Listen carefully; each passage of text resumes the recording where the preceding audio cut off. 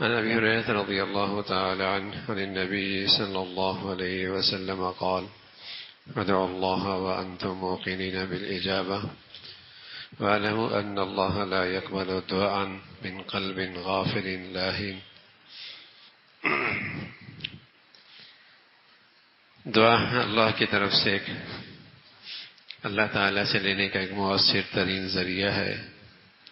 آپ علیہ الصلاۃ والسلام کی زندگی کا ایک بہت بڑا حصہ دعاؤں پر مشتمل ہے، جہاں آپ قدم قدم پہ اپنے مولا سے فریاد کرتے نظر آتے ہیں، دعائیں کرتے نظر آتے ہیں.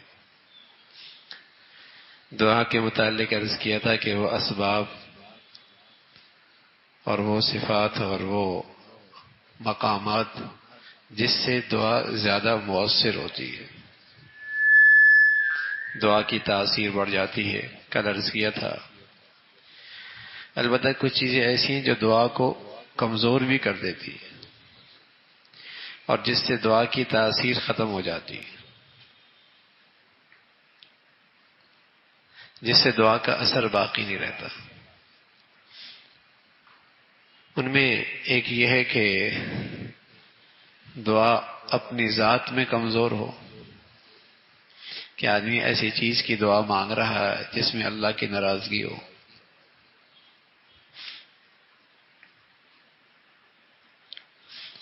گولی سے آدمی مر جاتا ہے، لیکن وہ گولی 2 نمبری ہے،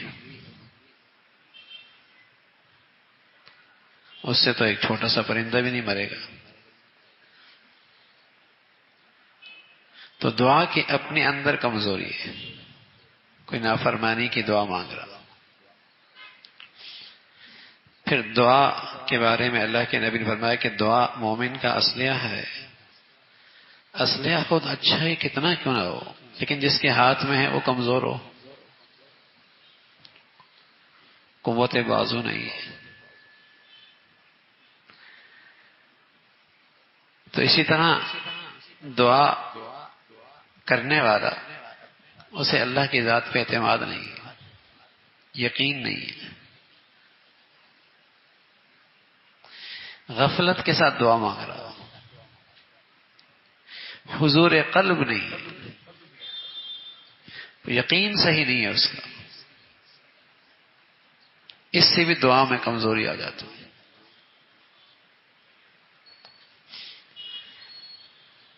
اسی طرح دعا کا ایک بڑی رکاوٹ ہے لقمہ حرام اور ظلم اور گناہوں کا زنگ. گولی بھی ٹھیک ہے، جس کے ہاتھ میں پستول ہے اس کے اندر طاقت بھی ہے، قوت بازو بھی ہے، لیکن نشانے اور درمیان میں رکاوٹ ہے. کوئی مانے تب بھی نشانے پہ نہیں پہنچے گی. تو اسی طرح یا تو اس کی زندگی میں حرام ہے. بنی اسرائیل کے کچھ لوگ، ان پر جب مصیبت ٹوٹی تو سارے مل کر میدان میں اکٹھے ہو گئے.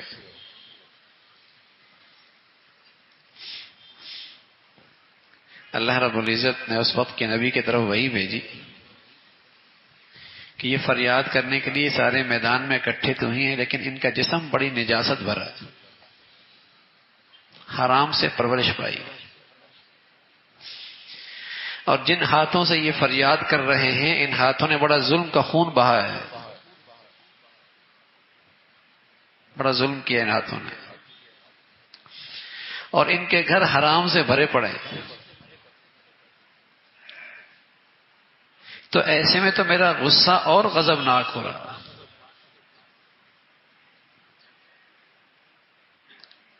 ان کو مجھ سے اور دوری ہو رہی ہے.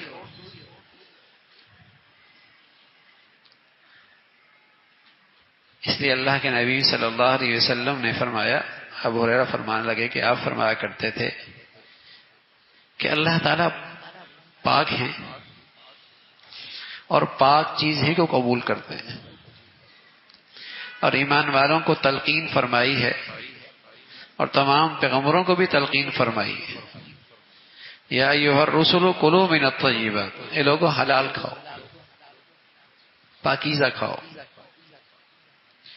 یا ایھا الذین آمنوا کلوا من طیبات، ایمان والو پاک کھاؤ، حلال کھاؤ۔ آپ فرمانا کہ ایک آدمی لمبا سفر کرتا ہے، کسی مقدس مقامات پہ جاتا ہے۔ اس زمانے میں اسفار جب ہوا کرتے تھے اور طویل سفر ہوتا تھا تو جسم پہ گرد، مٹی،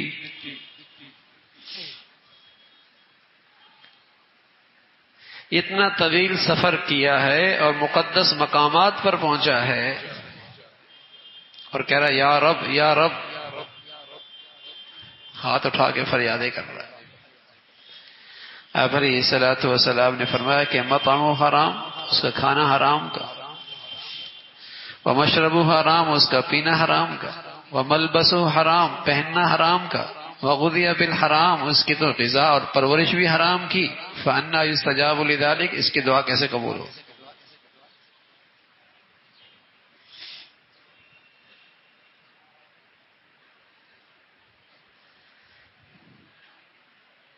تو کچھ چیزیں ایسی ہیں جس سے دعا میں قوت اور تاثیر آتی ہے، اور کچھ چیزیں یہ ایسی ہیں جس سے دعا اپنا اثر کھو بیٹھتی ہے۔ بے یقینی کے ساتھ دعا کر رہا ہے، غفلت کے ساتھ دعا کر رہا ہے، ظالم آدمی ہے، ظلم کا ارتکاب کرتا ہے، دل پہ گناہوں کا زنگ جمع ہوا ہے،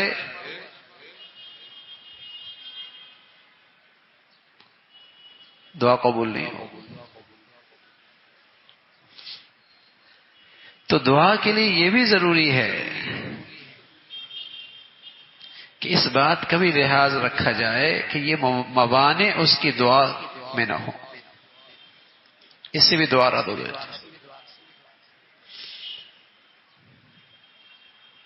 مؤثر ترین سبب ہے زندگی بنانے اور سنوارنے کا، اور زندگی کو مشکلات اور پریشانیوں سے نکالنے کا، دعا۔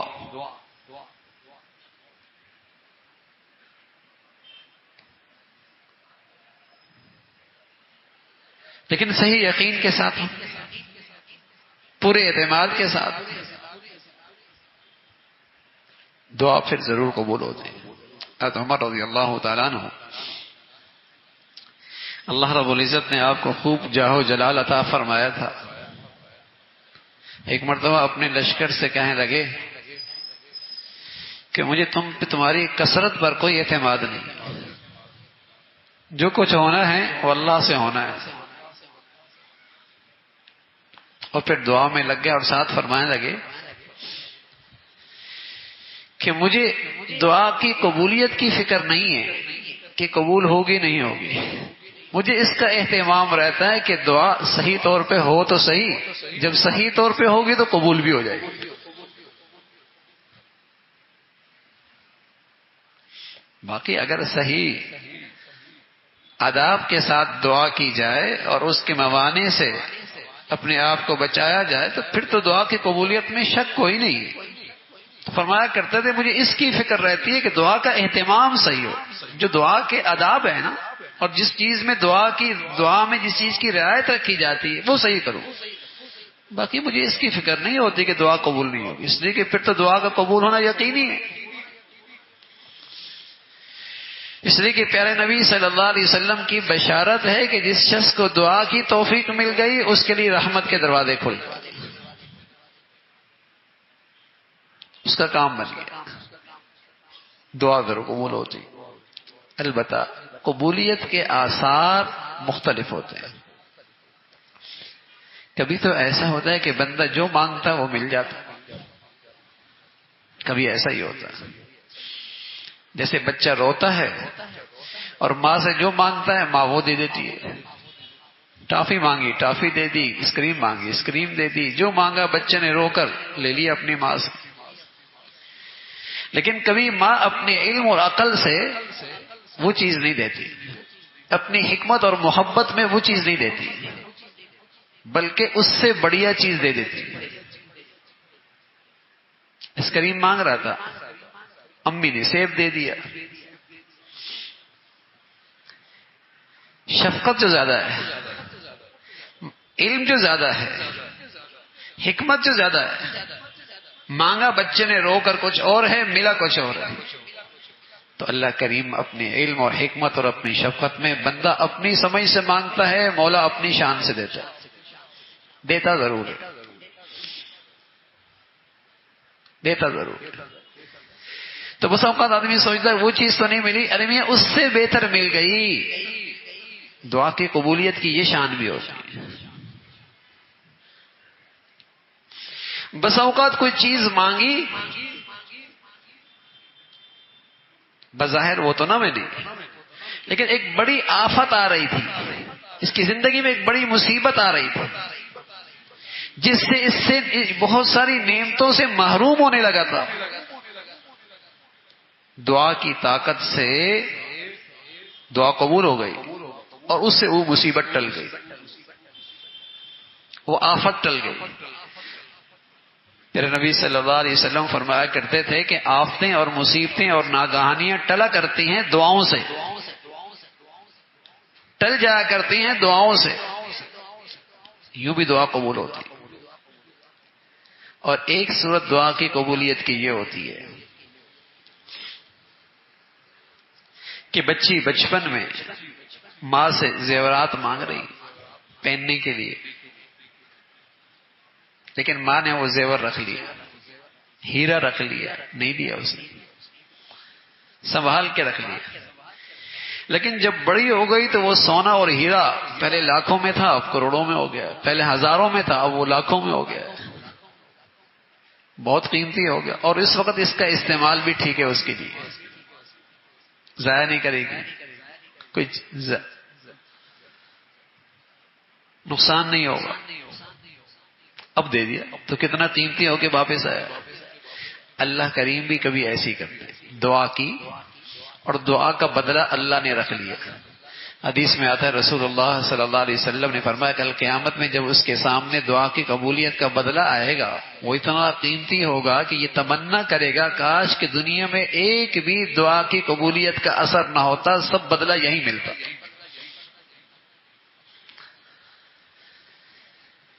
صحت مانگی، بس اوقات نہیں مانگی، مانگتا ہی رہا، نہیں ملی، لیکن اللہ نے اس کی دعا قبول کر لی. اس لیے کہ یہ جو بار بار مانگ رہا ہے نا، اور اس سے اللہ کے جو قریب ہو رہا ہے، اس کا بدلہ بڑا قیمتی ہے. اولاد مانگی، بیٹا مانگا، بیٹی مانگی، نہیں ملی، مانگتا رہا، لیکن اس کا بدلہ موجود ہے. اور جب اللہ کے نبی صلی اللہ علیہ وسلم سچے نبی ہیں، بتا رہے ہیں جب اسے دعاؤں کا بدلہ ملے گا تمنا کرے گا کاش کہ ساری دعاؤں کا بدلہ یہی ملتا. قیمتی بہت ہو گیا، آج اس کی ضرورت بہت ہے، اور آج اس کا نفع کروڑوں گنا بڑھ گیا ہے، کروڑوں گنا بڑھ گیا ہے، کمائی زیادہ ہو گئی ہے. تو دعا یوں قبول ہوتی ہے. ہاں، آپ علیہ الصلوۃ والسلام فرمان لگے دعا اس وقت قبول نہیں ہوتی جب آدمی جلد بازی کرتا ہے اور یوں کہنے لگتا ہے میں نے دعا کی قبول ہی نہیں ہوئی، دعا کی قبول ہی نہیں ہوئی، دعا کی قبول ہی نہیں ہوئی. ایسے شخص کے لیے اس قسم کی ناشکری اور یہ کلمات اس کی دعا کی قبولیت میں رکاوٹ بن جاتی.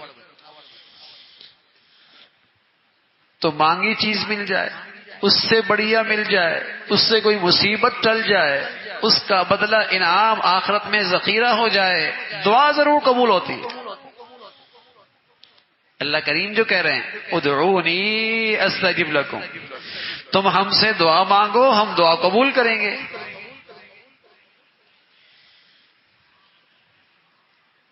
تم ہم سے دعا کرو ہم دعا قبول کریں گے. دعا ضرور قبول ہو. ہاں، حرام نہ ہو، ظلم نہ ہو،